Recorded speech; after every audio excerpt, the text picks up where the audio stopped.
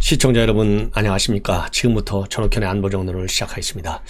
여러분들 잘 아시다시피 김태우 수사관 전에 청와대 특별감찰관을 할 때 그야말로 비리 의혹을 폭로했는데요. 뭐 한두 가지가 아니죠. 환경부 블랙리스트, 그 다음에 유재수 감찰 무마, 이게 결국은 대법원까지 가서요 전부 실형을 선고받은 매우 중대한 법치 위반 행위가 아니겠습니까?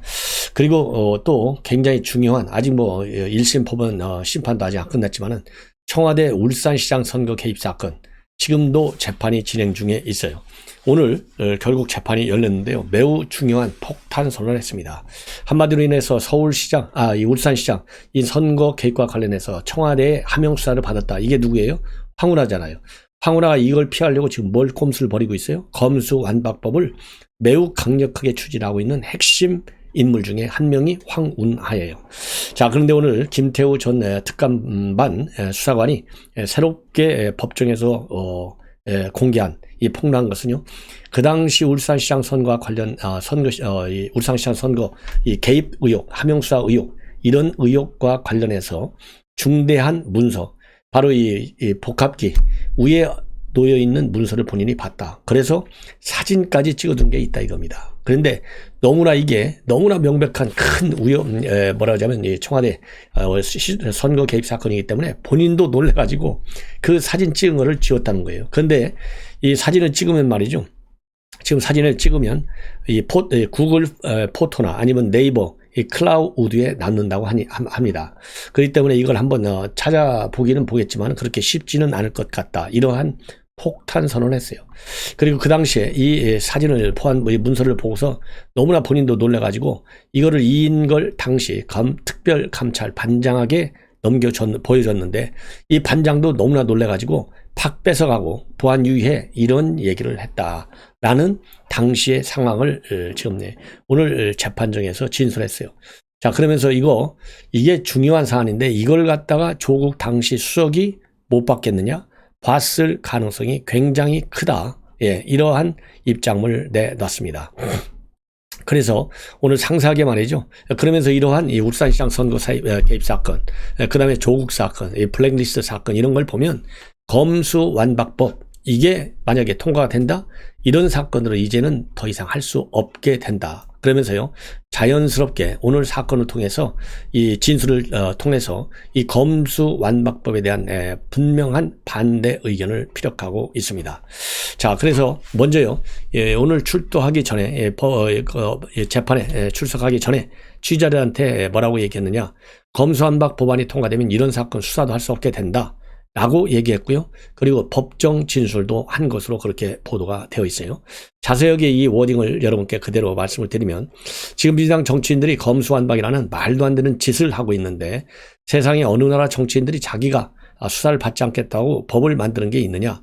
그러면서 이러면 조국 사건, 블랙리스트 사건, 그 다음에 울산시장 선거 이 사건, 개입 사건 이런 것 전부 다 수사가 불가능하다. 그리고요, 이 울산시장 선거 개입에 관해서 이 조국 몰랐겠느냐? 몰랐을 리가 없다.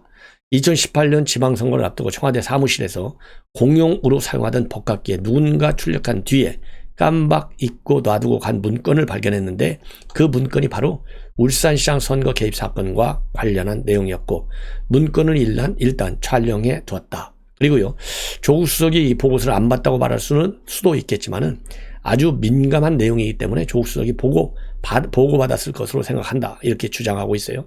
그리고 대통령 비서실에서 나가는 문건이 민정수석 승인 없이 나가는 구조가 절대로 될 수 없고 문건이 이첩까지 됐으면 본 것은 확실하다. 이렇게 주장을 하고 있습니다. 저도 과거에 청와대에 근무한 적이 있는데요. 노무현 정부 때 이거 당연히 이렇게 중대한 문서를 말이죠. 민정수석이 보고를 안 받았다? 이거는 있을 수가 없는 얘기예요. 예. 자, 그래서 이러한 취재자에게 말한 내용을 법정에서도 진술을 했다라고 밝히고요. 청와대 선거 개입 내용이 담긴 문건은 2018년도 3월에서 4월 정도에 본 것 같다라고 밝히고, 그리고 김기현 당시 울산시장 수사 관련 내용이 우리 쪽 청와대에서 내려갔다는 그걸 보고 놀랐다. 그걸 보고 알았고 놀랐다. 그런 내용 언급된 동향 보고서였다. 그리고요, 남의 것이니까 보안 문제도 있으니 이인 걸 당시 특별감찰반장에게 보여줬는데 내가 주니까 이 반장이 놀라서 제가 주는 것인데도 팍 뺏어가더라. 그리고서 보안 유의하라고까지 얘기를 했다. 자, 그리고 이제 검사가 말이죠. 문건 촬영한 게 있느냐? 그러니까요. 촬영했다라고 답을 하고 이게 불법이라 증거로 남기고자 이 사진을 찍었다. 예. 그리고 증거로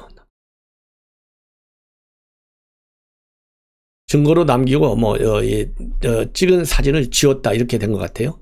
그리고 휴대전화로 사진을 찍으면 자동으로 구글 포토나 네이버 클라우드에 남는데 그래서 당시엔 이건 아니지 싶어서 다시 지웠고 갖고 있으면 문제 되겠다 싶어서 싹 다 지웠다. 그러니까 검사가 말이죠. 해당 문건 사진을 제출 가능하냐 이렇게 물으니까 그것은 찾아볼 필요는 있지만은 쉽지는 않다 이렇게 밝혔는데요. 이거 지워진 거 전부 복구할 수 있지 않습니까? 기술적으로. 그렇기 때문에 이 문제는 새롭게 울산시장 선거 재판 진행 과정에서 기술적으로 반드시 이걸 찾아가지고요. 이 김태우 수사관 반드시 복구해서 조국과 관련된 연관성을 찾는 또 이 중요한 문건이 아니겠느냐, 증거물이 아니겠느냐 이러한 판단이 드는 것 같습니다. 자, 그래서 이제 검수완박법 지금 민주당만 빼놓고요 전부 다 반발하고 있고 민주당 내부에서도 지금 이 비판적 시각이 나오고 있어요. 그리고 국민의힘에서는 재검토 이제 당론으로 결정이 됐고 특히 지금 공직자 범죄 그다음에 선거 범죄 이거 이 검찰 앞으로 1년 6개월 동안 더 수사할 수 있도록 이 내용이 반드시 포함되어야 되겠다라고 생각이 되는데 홍준표 모래시계 검사잖아요. 연일 입장을 내놓고 있습니다. 최근에 지난 23일 날에는 이거 검찰이 자업자득 하는 거야. 나도 2년 동안 엄청 고생했어. 이렇게 말하자면 정치적 수사를 하는 검찰 문제가 많다. 이렇게 홍준표 의원 23일 날 지적을 했는데 오늘 또 입장을 내놓고 있습니다. 자, 검찰은 공소제기와 유지만 하고 한국형 FBI로 독립된 국가 수사국을 설치해서 모든 수사를 담당하게 하는 수사체계를 개편하면 된다. 이런 입장을 내놨어요. 그래서 검찰이 정치검찰로 변질된 지 오래인데 그걸 개혁하려면 단순 명료하게 독립된 국가수사국 설치 하나만 있으면 된다. 도대체 유명무실한 공수처, 중대범죄수사청, 경찰 등 수사를 잡다한 기관에 흩어버리는 이유가 무엇인지 의아스럽고 정치권이 아직도 검찰과 줄다리기를 하면서 미몽에서 벗어나지 못해서 안타깝다. 이러한 입장문을 오늘 다시 한번 또 두 번째로 냈어요. 그리고 지난 23일 날 박병석 중재안에 대해서 여야가 합의한 후 검찰 지휘부가 강력히 반발하니까 말이죠. 그 당시에 나도 검찰이 조작수사에 2년이나 고생한 적이 있다. 그러면서 검찰을 비판하고 정치수사를 통해서 늘 정권의 앞잡이만 해온 검찰이 자업자득이다.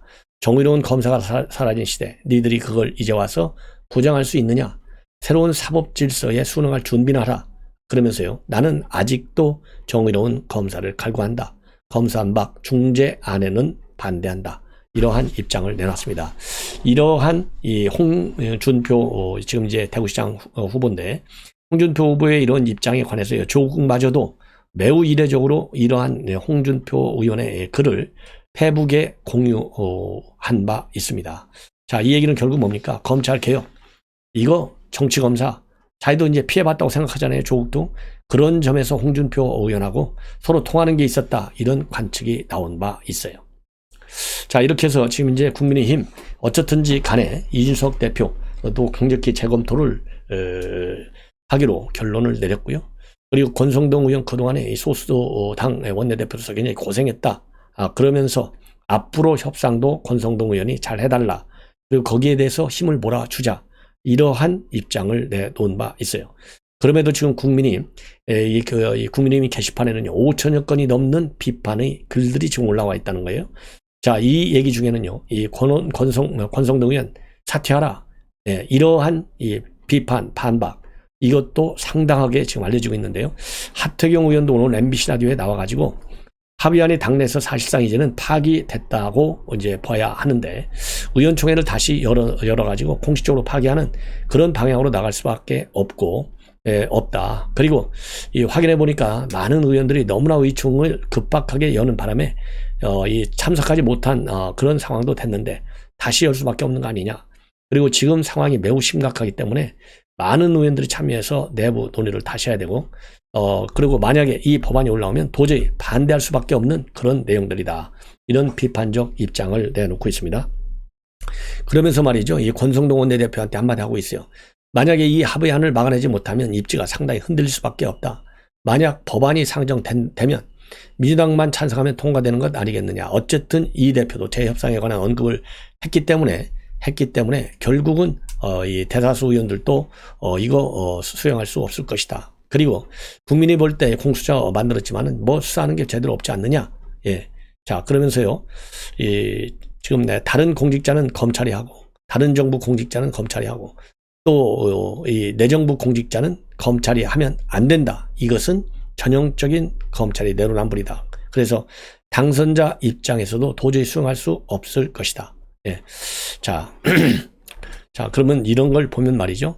지금 이제 하태경 의원도 지금 이 권성동 의원은 입지가 흔들릴 수밖에 없다라는 얘기를 지금 하고 주장하고 있고요.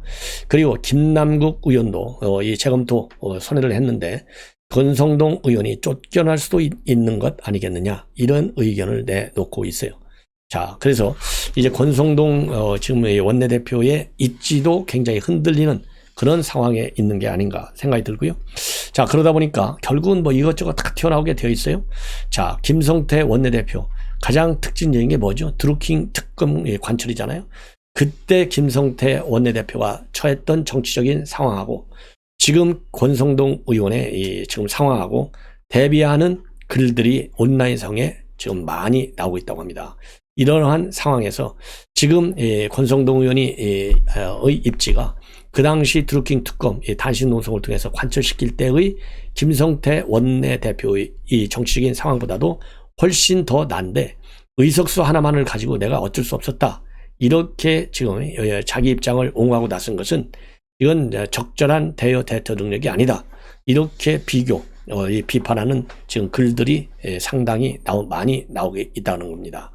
자, 그래서 이 글들을 보면요. 지금 페북에 올라와 있는 글들이 지금 굉장히 온라인 선상에서 많이 지금 회자되고 있다고 해요. 회자되고 있는데 지금 이제 조선일보 보도 내용을 보면요. 김성태와 권성동이라는 제목의 글이 올라와 있는데, 자, 지금 그 당시에는요 115석이었고 지금은 113석이에요. 의석수가 비슷해. 그리고 지금 그 당시에 말하자면 이제 민주당 2018년도니까 말이죠. 지금 이제 2022년 지금 오늘이 이제 4월 25일이잖아요. 그거 뭐 거의 비슷한 상황이라는 겁니다. 자, 그러면 김성태 원내대표와 비교하면 권성동 원내대표 굉장히 무기력하다는 겁니다. 자, 그 당시 이제 드루킹 사건, 이 경찰 수사를 통해서 윤곽이 났지만 특검 도입을 하면서 투쟁을 벌였어요. 근데 단식 투쟁을 벌일 때는 별로 주목을 못 받았어요. 왜냐? 판이 그 당시 4월 달인데요. 남북 정상회담이 4월 27일 날 열렸잖아요. 그래서 완전히 블랙홀이 돼버려가지고 다른 거는 아예 관심도 없었다는 겁니다. 그러다 보니까 온라인 여론 측에서도 보수 우파가 설당이 없었다. 당시 상황이 그렇게 됐다는 거예요. 그러면서 이제 지방선거가 열리게 됐는데, 그리고 그러다 보니까 이 국회 본관 앞에서 단신 농성을 하는데 이거 뭐 밥 먹는 거 아니냐? CCTV까지 설치해서 감시해야 한다. 이런 말들도 나왔고, 또 이 농성장으로 피자와 치킨이 배달됐다라는 보도도 나와가지고 또 30대 남성한테 폭행당하는 일까지 벌어졌어요. 그래서 실시간 검색어 1위에까지 올라오는 굉장히 어려운 환경에서 단식 농성을 하다가 9일 만에 승리해서 특검을 받아냈어요. 그 바람에 결국은 김경수 영창에 가 있잖아요. 그런데 지금 그 당시 그러니까 첫째는 의석수도 113대 115 비슷한데 그 당시 여론은 남북 정상회담이라든가 지방선거 이런 걸로 인해서 완전히 이런 특검 문제는 더 뒤로 밀려 있었다는 거예요. 그럼에도 불구하고 단식 투쟁을 통해서 관철. 그런데 지금 권성동 원내대표는 우선 여론이 반대를 하고 있어요. 그러니까 사실상 여론의 지지를 받고 있는 거예요. 예. 그래서 지금 검수한 바 반대 여론이 10% 정도나 찬성에 비해서 훨씬 높게 나온다는 겁니다. 그리고 민주당 내부도 흔들리고 있다는 거예요. 진퇴양난에 빠졌다. 자, 그런데 지금 이 권성동 원내대표의 경우에는 이 박병석 중재안을 받자마자 일선 검사들은 만족한다. 사건 총량으로 따지면 0.1% 범죄에 대한 직접 수사 개시를 검찰이 못하게 될 뿐이다. 특수부 이외의 검사들은 별 혼란이 없다. 이렇게 얘기를 하고 있다는 겁니다. 그러다가 온라인에서 또 이 국민의힘 게시판에서 뭐 1000건, 2000건 늘어나서 지금 이제 5000건이 넘는 이렇게 부글부글 끓으니까 그때서야 어제부터야 태도를 바꿔서 죄송하다. 의석수가 부족해서 불가피하다.